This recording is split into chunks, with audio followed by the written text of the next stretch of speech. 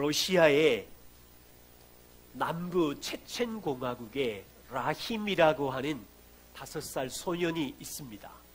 사진 보이시지요? 이 소년의 이 별명은 체첸의 슈워제너거, 그 탄탄한 근육질의 사람 있죠. 네, 그 사람의 이름이 별명으로 붙었습니다. 얼마나 유명한지 이 소년이 체첸 대통령을 만나고 그리고 체육부 장관을 만났고요. 대통령과 장관 앞에서 팔굽혀펴기를 쉬지 않고 4,105번을 했답니다. 자그만치 2시간 25분 동안을 쉬지 않고 했대요. 그래서 대통령이 감격해서 벤츠 자동차를 선물로 주었대요. 벤츠가 부러우시지요? 근육질 팔은 별로고. 저는요, 지금 하라 그러면 20개를 억지로 할까 말까입니다. 라임 소년이 쉬지 않고 푸시업을 해서 대단하지만 2시간 25분밖에 못했어요. 여전히 한계가 있습니다. 하루 종일 못했어요. 우리 하나님은 올해 누구이십니까? 우리를 위하여 2시간 동안만 일하신 분이 아니고 쉬지 않고 우리를 돌보신 분입니다. 2018년 1월 1일 시작으로부터 오늘 마지막 주일까지 하나님은 우리의 삶에 쉬지 않고 돌보셨으며 일하셨음을 알기에 감사한 날입니다. 바울은 오늘 환난 가운데 있는 고린도 성도들에게 자비의 아버지, 위로의 하나님을 찬송하라고 합니다. 왜냐하면 자비의 하나님은 성도들의 모든 환난 중에 위로하신 분이기 때문입니다. 한 번의 환난만을 위로하신 것이 아니라 1월 달에 환난만을 도와주신 것이 아니라 3월의 고난을 만났을 때는 하나님이 힘들어서 너 혼자 해버려라 그렇게 하신 것이 아니라 모든 환난 중에 모든 위로의 하나님. 그래서 오늘 말씀을 함께 묵상하면서 올 한 해 하나님이 우리의 고난 가운데 어떻게 위로하셨는지를 살펴보고, 그리고 이 위로는 나만의 것이 아니라 다른 사람에게 나누어 줬어야 했던 위로임을 확인하고, 또한 우리는 환난 속에서 자기를 의지하는 것을 내려놓고 하나님을 의지하는 것이 얼마나 놀라운 은혜인지를 배웠는지 올 한 해를 함께 돌아보고자 합니다. 성경은요, 그리스도인들이 된 사람들에게 그리스도인들은 자동적으로 환난이나 고난이 면제된다고 성경은 말하지 않습니다. 오히려 예수님은 너희가 세상에서는 환난을 당하나 제자들에게 너희가 세상에서 환난을 당한다, 담대해라, 환난을 인정하셨습니다. 초대교회, 고린도 교회 성도들의 삶에도 환난과 고난은 일상이었어요. 오늘 함께 봉독한 고린도후서 1장 3절부터 7절 사이에 환난, 고난이라는 단어가 6번이나 사용되고 있습니다. 환난이라는 단어의 뜻은요, 위에서부터 무거운 짐이 떨어졌을 때 그 짐이 누르는 압박감에 가슴이 찔러대고 짓눌러버리는 고통을 묘사한답니다. 올 한 해 보세요. 인생을 살다 보면 예측할 수 없는 고난도 찾아왔지만 어떤 때는 전혀 예상하지 못했던 고난이 무거운 짐이 되어 밀려 들어와서 가슴을 찔러대고 가슴을 짓누를 때 고통이 찾아오면 우리는 휘청거리지요. 그게 고난이라는, 환난이라는 단어입니다. 우리가 아는 것처럼 환난은 믿는 자에게도 찾아오고 믿지 않는 자에게도 찾아옵니다. 생각해 보십시오. 고난은 자기 죄 때문에 고난이 밀려오기도 하지만 나는 괜찮은데 다른 사람의 죄 때문에 내가 고난을 당하기도 하고요. 사단이 우리에게 고난을 주기도 하고요. 우리는 타락한 세상에 살고 있기에 타락한 세상 속에서 고난을 받기도 하고요. 하나님의 선하신 목적을 이루려고 여러분에게 고난을 주기도 해요. 그런데 고난 앞에서 믿는 자와 믿지 않는 자의 차이는 무엇입니까? 믿지 않는 자는 인생에 고난이 밀려오면 혼자서 견뎌야 돼요. 자기 두 주먹으로, 자기의 힘으로, 자기의 계획과 방법과 자기의 지혜와 자기의 인맥으로 고난을 줄여보려고 애쓰지요. 믿지 않는 자들은. 그런데 믿는 자들은 어때요? 여전히 고난이 찾아오지만 믿는 자에게 고난은 혼자가 아니에요. 고난 안에 자비의 하나님이 함께 하시고 우리를 도와주는 것이 달라요. 예를 들어서 우리 1살짜리 태은이가 독감이라는 고난이 찾아오면 혼자 그 독감을 어떻게 견디겠어요? 그런데 아빠와 엄마가 함께 독감이 걸린 태은이 옆에 있어요. 얼마나 달라요? 너무 다르지요. 바울은 고백합니다.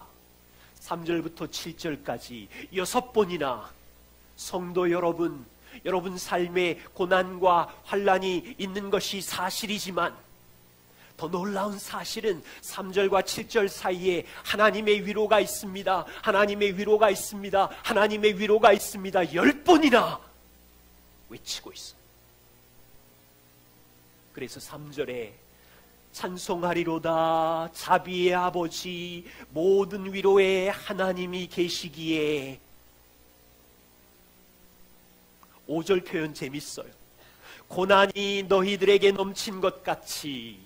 고난이 넘쳤는데 우리가 받은 위로도 하나님으로 말미암아 넘쳤대요.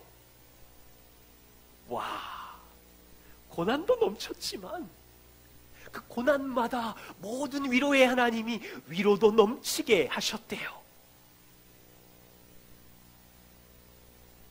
2018년 한 해 동안 수고하셨습니다. 오늘 바울의 고백처럼 저와 우리 모두가 하나님, 올 한 해 저의 삶에 고난이 넘쳤어요. 그런데 혼자가 아니었어요. 하나님께서 고난 가운데 함께 하셨으며 그 고난의 길목마다 위로해 주셨기에 위로도 넘쳤어요. 그래서 위로의 하나님을 찬양합니다.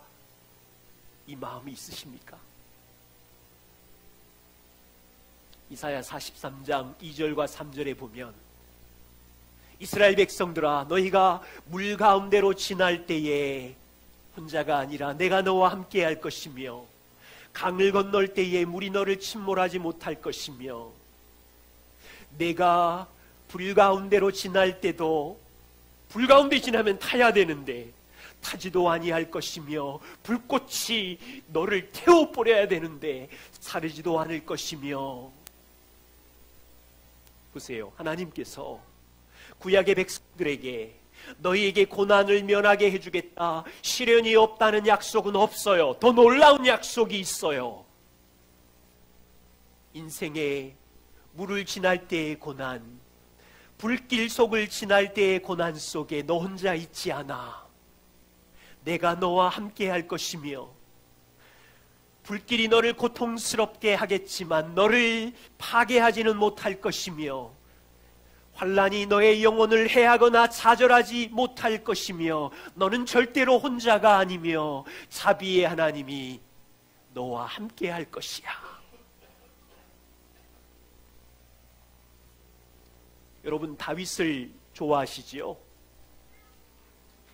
시편 23편 4절, 내가 사망의 음침한 골짜기로 다닐지라도 해를 두려워하지 않을 것은 주께서 나와 함께 하심이라.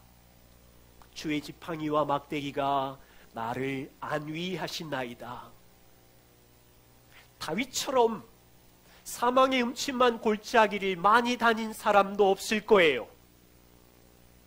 자기 눈앞에서 자녀들이 죽어가는 것들을 여러 번 경험했으며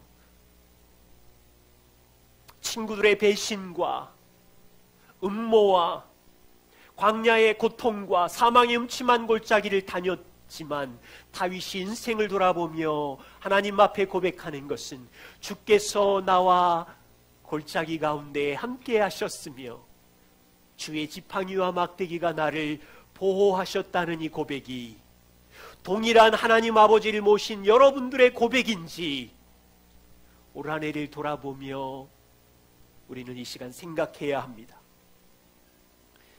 스펄전 목사님께서 시편 23편에 있는 이 본문을 가지고 이렇게 말씀하셨어요.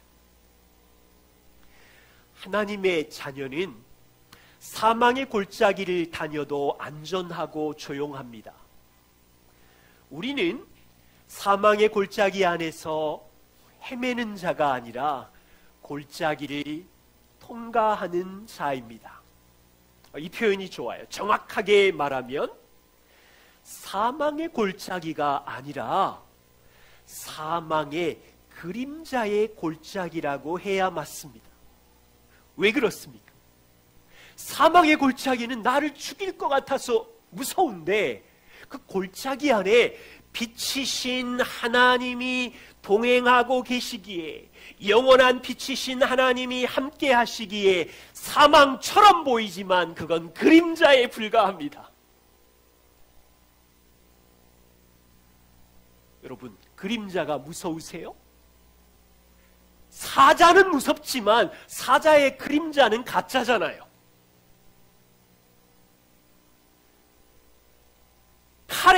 칼은 우리를 찔러서 죽여서 무섭지만 칼의 그림자는 우리를 죽일 수 없는 거지요. 사망의 그림자는 절대로 우리에게 해를 줄 수 없어요. 왜 그렇습니까? 빛이신 하나님이 우리와 동행하시니까. 여러분, 올 한 해 하나님과 고난 속에서 동행하셨습니까? 고난 안에 동행하시는 하나님의 위로를 경험하셨습니까? 우리는 불길과 우리는 사망의 골짜기의 두려움으로 인하여 타지 않을까 두려웠지만 그것이 그림자임을 고백하고 주님의 위로를 경험하셨는지요? 돌아보면 가정의 재정이 막혀서 고난이 밀려왔을 때 하룻밤 새면서 수많은 시간의 근심을 갖고 지냈을 것이지만 돌아보면 직장의 문제로 어찌할 바를 알지 못하며 당황하셨겠지만 그 속에서 위로의 하나님이 함께 하시고 그 위로의 하나님이 말씀의 지팡이와 막대기로 우리의 마음을 붙잡아 주셨기에 잘 걸어오셨습니까? 자녀들 때문에 우리 자매님들은 아주 고통스러운 여러 날을 보내셨을 것이고 인생에 갑자기 닥친 고통스러운 밤을 보내셨을 때 빛이신 하나님이 우리 마음에 찾아오셔서 우리 수치심의 그림자를 버리게 하시고 마음의 우상을 버리게 함으로 넉넉하게 승리하며 한 해를 달려오셨습니까? 그래서 오늘 마지막 예배를 드리면서 우리는 하나님, 당신을 찬양합니다. 나의 올 한 해의 모든 환난 중에 저와 동행하셨으며 위로의 하나님이시기에 당신을 찬양합니다. 이 고백을 할 수 있는 것입니다. 두 번째는요, 우리가 경험한 하나님의 위로, 이것은 우리의 것만이 아니에요. 바울은 다른 사람에게 이 위로를 나누어 주라고 이야기합니다. 성도는 올 한 해 동안 우리는 고난 안에서 걸었으며 고난 안에 계시는 하나님을 만나고 그 하나님이 우리에게 주시는 넘치는 위로를 성도는 받았습니다. 이 위로를 경험한 베드로가 베드로전서 1장 6절과 8절에 이렇게 말합니다. 너희가 이제 여러 가지 시험으로 말미암아 잠깐 근심하게 되지 않을 수 없으나 오히려 크게 기뻐하는도다. 예수를 너희가 보지 못하였으나 믿고 말할 수 없는 영광스러운 즐거움으로 기뻐하니. 초대교회 성도들은요, 우리하고 비슷해요. 여러 가지 시험으로 인하여 근심하고 있었습니다. 고난 가운데 근심이 밀려오지요. 그런데 베드로가 보니 그 성도들이 오히려 크게 기뻐한다고 합니다. 여러분, 이것은요, 억지로 하는 기쁨이 아니에요.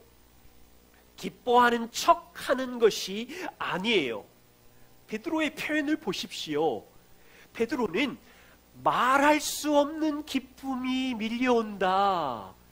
여러분, 영어 표현으로 말하면 unspeakable joy, 말로 할 수 없는, 다른 영어 성경을 보니까 표현할 수 없는 기쁨, inexpressive joy, 영광스러운 기쁨, glorious joy. 여러분, 이건 그냥 기뻐하는 척하는 게 아니에요. 표현할 수 없는 기쁨, 말할 수 없는 기쁨, 은혜롭고 영광스러운 기쁨이 고난의 골짜기를 통과하며 잠깐 근심하였지만 동행하시는 하나님으로 인하여 넘치는 말할 수 없는 기쁨과 표현할 수 없는 영광스러운 기쁨이 있다는 거예요. 여러분, 이것을 경험하셨습니까?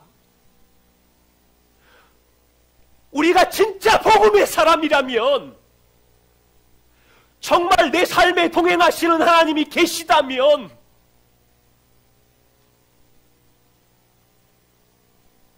고난은 믿는 자나 믿지 않는 자나 동일한데, 그 불같은 고난 속에서 함께 하시는 그리스도와 사랑의 교제를 나누며 하나님을 알아가며 주님이 주시는 표현할 수 없는 기쁨과 영광스러운 위로를 경험하게 되어 있다는 것.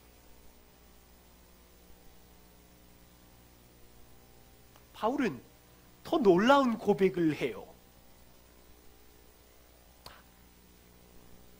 하나님은, 너희가 경험한 그 하나님의 위로는 너희들만의 것이 아니라 다른 사람들을 위로하라고 주신 것이다. 4절을 보십시오. 우리의 모든 환난 중에서 우리를 위로하사 우리로 하여금 하나님께 받은 위로로서 너희 성도 중에 모든 환난 중에 있는 자들을 능히 위로하게 하시는 이시로다.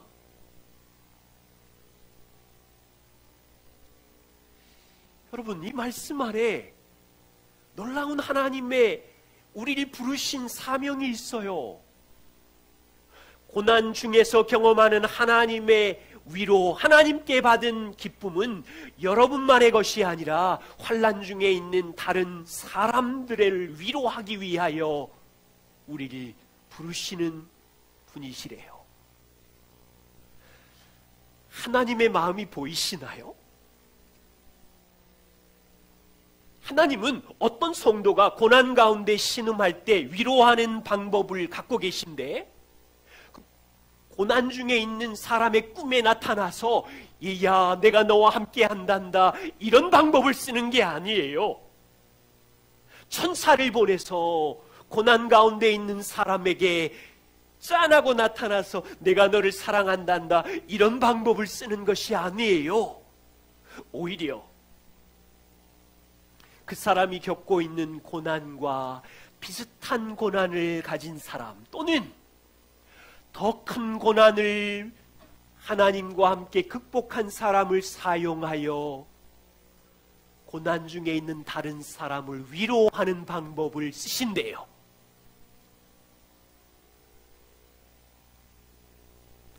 이해가 되세요? 저와 우리는 올 한 해 동안 여러 가지 인생의 시험과 환난 때문에 분명히 근심했습니다. 중요한 건 이거예요. 믿지 않는 자도 믿는 자도 고난을 통과할 때 믿는 자는 그 고난 안에 동행하시는 그리스도를 만나고 교제하며, 여러분, 우리가 고난 속에서 그리스도를 만날 때 무슨 생각이 드세요? 내가 아무리 억울한 일을 당해도 주님을 묵상하면 십자가를 지신 예수님보다는 우리가 덜 억울하지요. 내가 아무리 고통스러운 현실의 골짜기를 지나더라도 십자가에 달리신 예수님보다는 덜 고통스럽지요. 내가 아무리 사람에게 모멸감과 수치스러움을 당해도 십자가에 발가벗겨져서 수치를 당하신 예수님보다는 덜 수치스럽지요. 그 예수님과의 교제 속에서 우리는 위로를 크게 받는 거지요. 보세요. 내 인생에 있는 고난은 미련한 나의 죄 때문에 환난을 당하기도 하고, 가족의 연약함 때문에 고난을 당하기도 하지만, 예수님은 죄도 없으시고 의로우신 분인데 나보다 더 큰 고난과 수치를 누구 때문에? 나 때문에 당하시고 십자가의 불길 가운데 가셨으니 우리를 충분히 위로할 수 있으시지요. 여러분, 그 안에서 말할 수 없는 위로와 기쁨과 영광스러운 나의 나됨의 사랑받음을 경험하게 된다는 것이요. 그리고 나서 바울은 내가 경험한 하나님의 위로와 기쁨은 너의 것만이 아니라 환난 중에 있는 다른 사람을 위로하기 위함이다. 우리 교회에서는 이런 말을 종종 드립니다. 한 사람에게 주신 하나님의 말씀의 은혜는 그 한 사람만의 것이 아닙니다. 그 말씀은 배우자에게 나누어져야 하며 자녀에게 나누어져야 하며 교회 공동체가 함께 누려야 하는 은혜입니다. 말씀만 그런가요? 우리에게 주신 은사와 돈도 단지 나의 욕심과 편안함을 위해서 잘 먹고 잘 살라고 주신 것이 아니라 다른 사람의 유익을 위하여 물질과 은사가 사용되어야 합니다. 부모에게 주신 복음의 은혜, 하나님의 진리의 말씀은 부모만의 것이 아닙니다. 부모를 통하여 다음 세대에게 하나님의 말씀의 진리가 흘러가야 하며 복음의 은혜가 무엇인지 흘러가게 해야 합니다. 오늘 말씀은 그뿐이 아니에요. 잘 보십시오. 성도에게 주시는 고난도 한 사람만의 것이 아니라 다른 사람을 위로하기 위한 것입니다.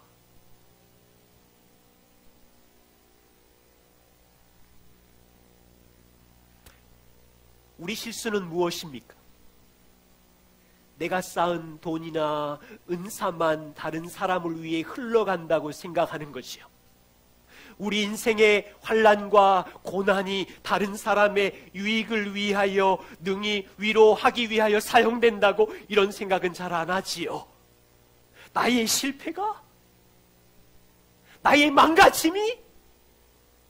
여러분, 망가짐과 실패가 이웃에게 전해지는 것이 아니라 망가짐과 실패 속에서도 아무것도 잃어버리지 않았지요. 우리의 정체성은 그대로지요. 하나님의 사랑과 용납은 그대로지요. 그 실패와 망가짐 속에 변함없는 하나님의 사랑, 변함없는 하나님의 용납의 그 교제의 위로를 환난과 고난 중에 있는 사람들에게 흘러가야 된다는 거지요. 우리의 실수는 고난이나 환난을 숨기고 은폐하려고만 하지, 바울은 너희가 고난과 환난 안에서 경험한 하나님의 위로를 환난당하는 사람들과 적극적으로 나누어라 부탁합니다. 올 한 해 이런 일을 많이 하셨어요? 저는 11월 달 추수감사주일 많은 가정이 감사의 고백을 해주셔서 정말 기뻤습니다. 우리 예배 가운데 두 가정이 감사의 고백을 해주셨지요. 강문희 형제님 가정의 감사의 고백 중에 민준이가 노래할 수 있게 하시고 다른 장애인 가족을 위로하고 소망을 갖게 하심이 감사합니다.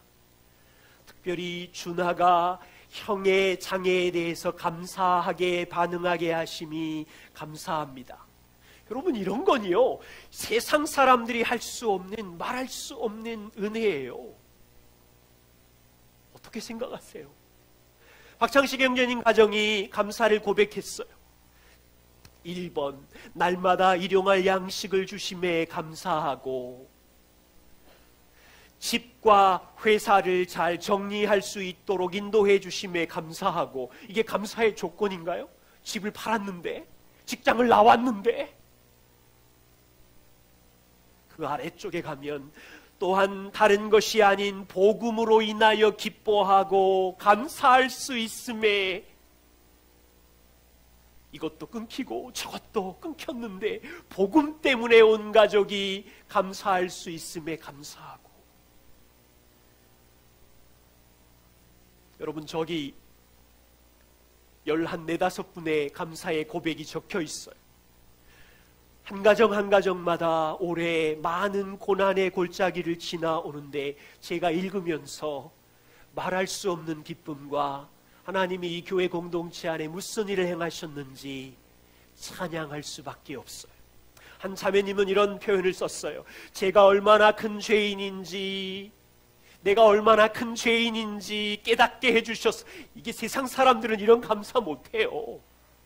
내가 얼마나 큰 죄인인지 깨달은 것이 감사하고, 절망 가운데 일어날 수 있도록 용기와 사랑으로 손잡아 주심에 감사하고, 숨 쉬며 살아갈 수 있는 원천이 되어 주심에 감사하고,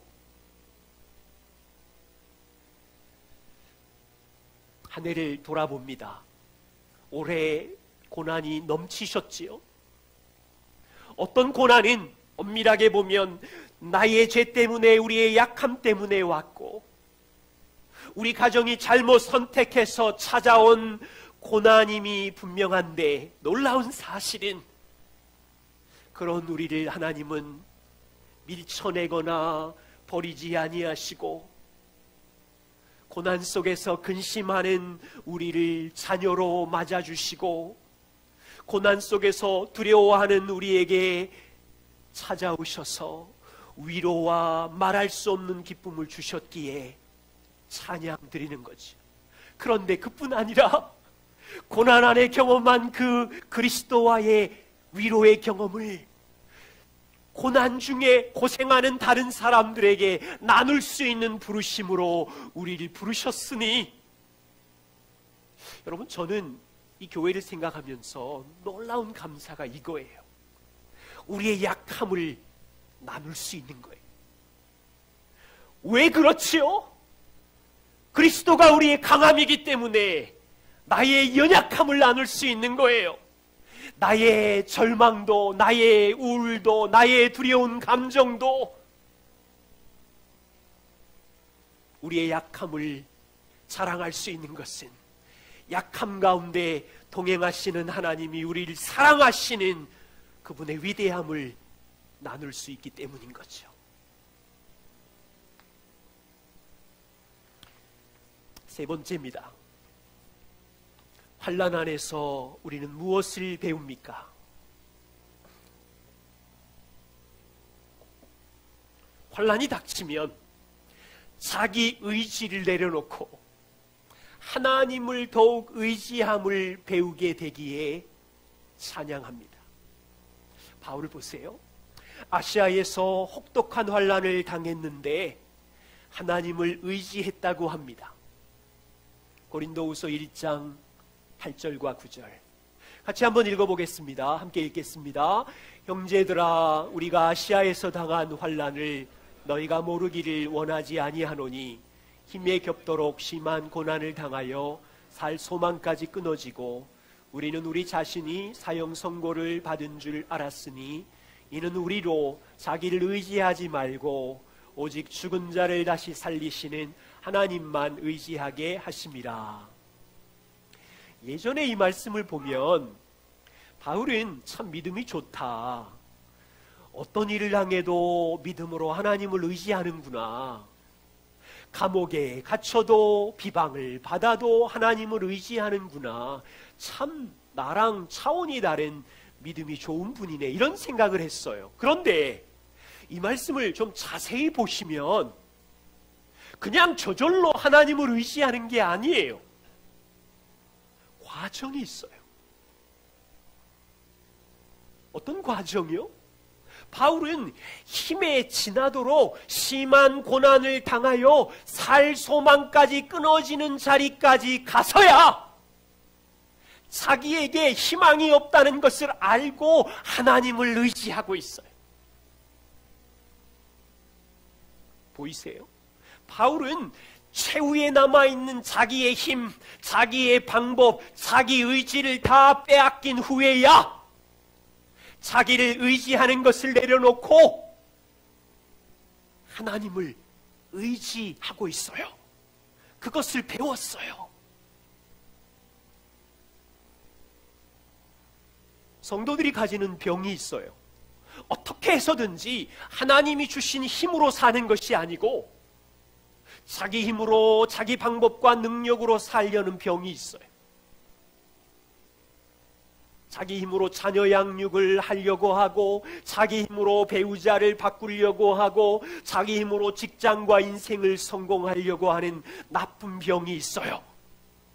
그래서 성도들은 주님 도와주세요, 저는 죄인입니다, 제 힘으로는 할 수 없어요, 이런 말 하기를 힘들어해요. 수치스럽다고 생각해요. 하나님 어떻게 하실까요? 하나님은 너 힘으로 할 수 있다는 자기 의지를 무너뜨리려고 인생의 고난을 보내시는 거예요. 까칠한 자녀를 보내시는 거예요. 내 힘으로 안 되는 갑작스러운 사건을 보내시는 거예요. 내 힘으로 너무도 다른 이상한 원수 같은 이웃을 보내시는 거예요. 지금 바울을 그렇게 다루고 있다니까요. 자기 의지의 힘을 꺾어버리려고 살 소망이 없는 데까지 데리고 밀쳐내고 있는 거라고요.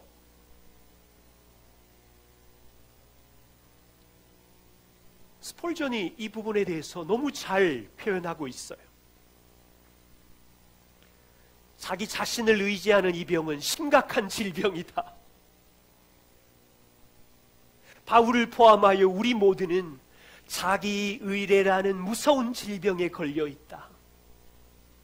자신을 의지하는 것은 하늘의 왕을 대적하는 교만의 죄이며, 이걸 꺾기 위해서 자비의 아버지께서 바울에게서 자신을 의뢰하는 암을 도려내기 위하여 살 소망까지 끊어지는 고난으로 바울을 밀어 넣으셨다.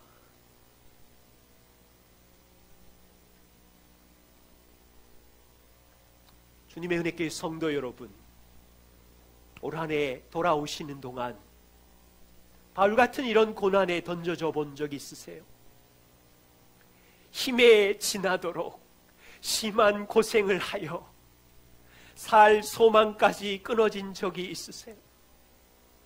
그 상황 속에서 자기를 의지하셨어요? 하나님을 의지하셨어요? 이것도 선택인데,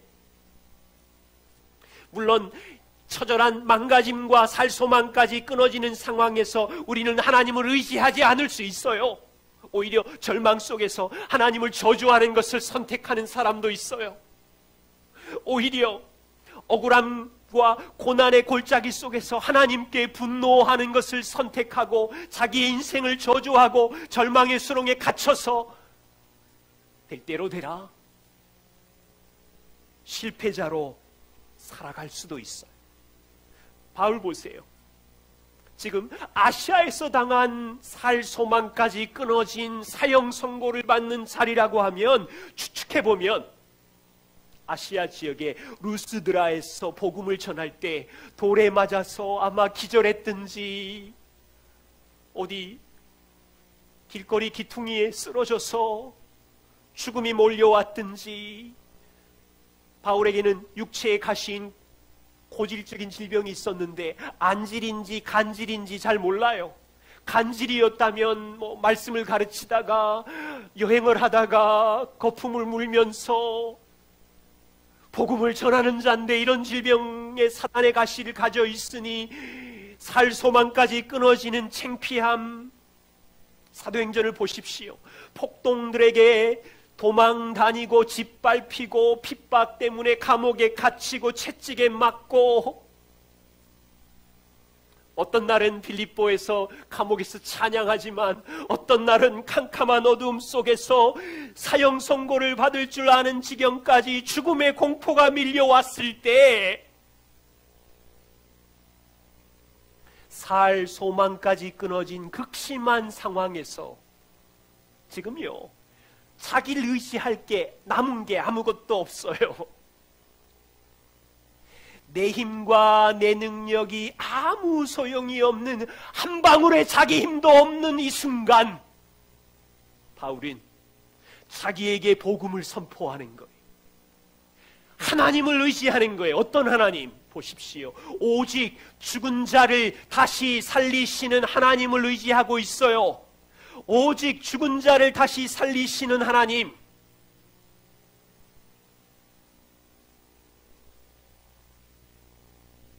살 소망이 끊어진 상황에서 자기 의지를 포기하고 그 순간 예수를 죽음에서 살리신 하나님이 나의 아버지이심을 의뢰하는 거예요. 여러분, 저는 오늘 찬양하다가 이 생각이 났어요. 야, 진짜 우리 참 바보 같다. 내가 바보 같다. 내가 나를 의지하는 힘이 10이라면 저보다 의지력이 강한 사람은 자기 의지력이 20일 텐데, 사건과 고난 앞에 있으면 내 몸도 내 방법도 다 깨어지면 이 20인 의지력도 다 끊어져 버리면 남아있는 건 절망의 죽음일 텐데, 바울은 이 순간 무한대이신 하나님의 능력을 의지하는 거예요. 우리가 처음부터 일상의 삶에서 최선을 다하지만, 10을 가지고 방법과 계획과 최선을 다하지만 이 10의 의지력이 아무 소용없음을 알고 무한대의 하나님을 의지하면 될 텐데, 우리의 본성이 그렇게 안 생겼어요. 자녀나 직장이나 미래, 무한대의 하나님을 의지하는 건 그냥 적당하게 붙들고 있고, 자기 힘의 10과 20에 사로잡혀서 감정적으로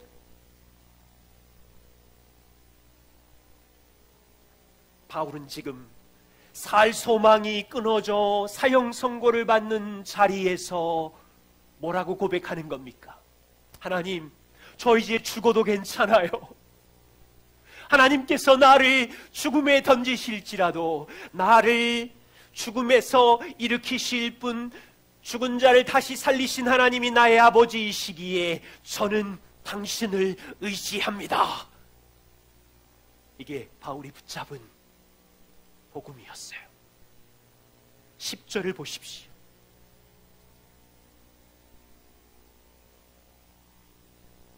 바울의 믿음의 고백이 나와요.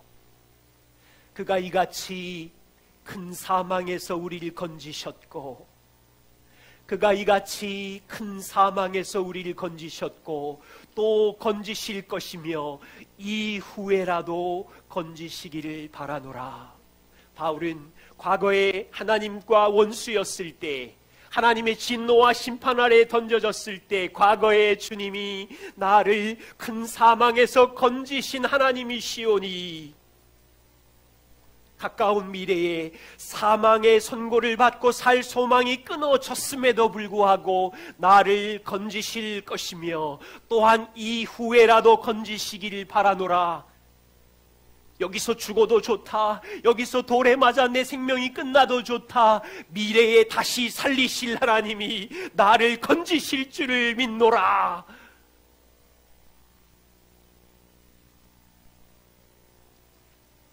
올 한 해가 이제 저물어 갑니다. 고난이 밀려올 때 무엇을 배우셨어요?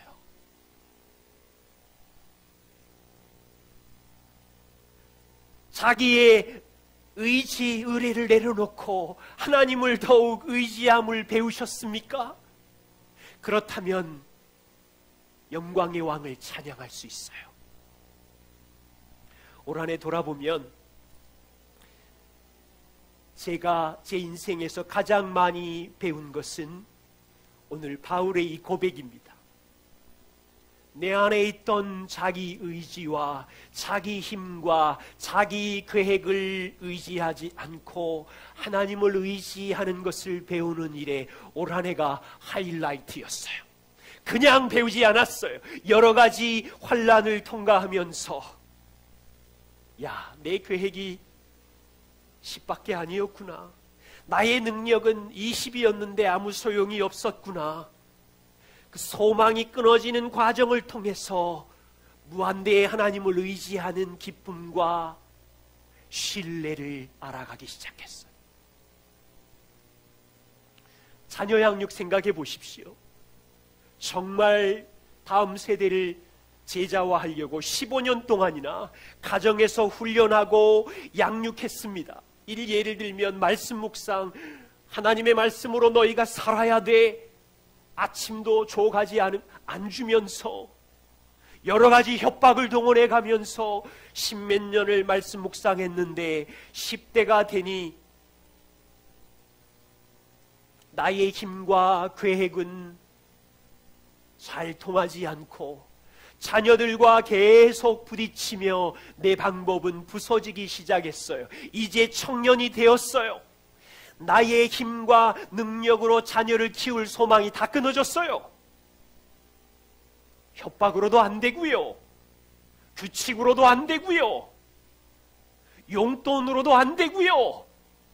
쫓아낸다 그래도 안 통하고요. 이제 할 수 있는 일은요, 즐거워하는 거예요. 나 자신의 방법과 능력을 의지하지 않고 내려놓고 자녀를 즐기며 하나님을 의지하며 옆에 함께 있는 것을 배워가요. 교회를 말하면요, 저는 제 힘으로, 제 지혜로, 제 능력과 경험으로 어느 정도 통할 줄 알았는데 해가 더해갈수록 꽝이었어요.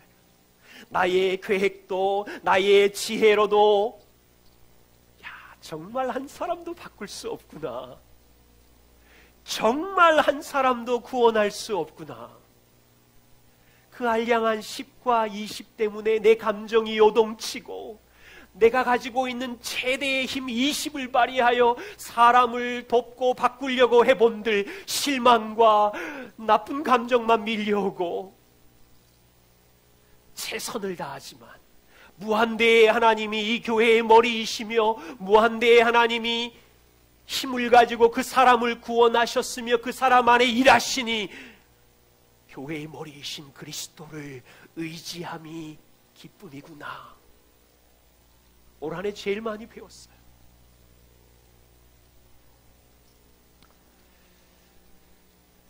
(2018년) 여러분은 무엇을 찬양하며 한 해를 마무리하실 것인지요? 수많은 환난 가운데 골짜기를 지나오셨지만 그 고난의 골짜기 속에서 위로의 하나님을 찬양할 수 있으신지요? 고난 가운데 경험한 하나님의 위로와 기쁨이 넘치기에 내가 만난 그 하나님의 위로를 이웃에게 나눌 수 있음에 감사할 수 있는지요?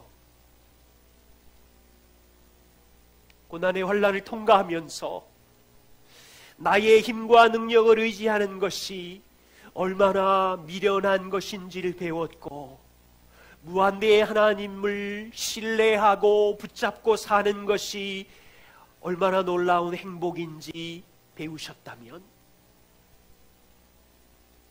아름다운 올 한 해를 지나오셨어요.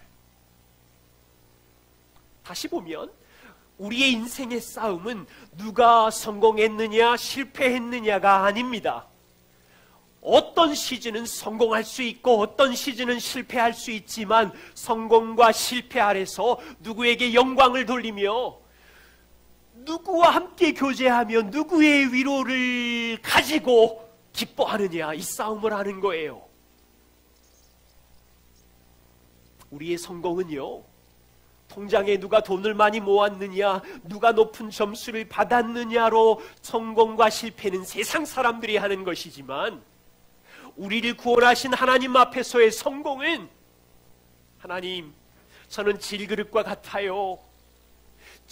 저는 그냥 깨어지기 쉬워요. 제 힘과 방법은 10과 20밖에 안 되는 보잘것 없어요. 저의 의지를 내려놓고 환난을 통과하면서 무한대의 하나님의 능력을 의지하며 얼마나 놀라운지 배웠어요. 이 싸움을 하는 거예요.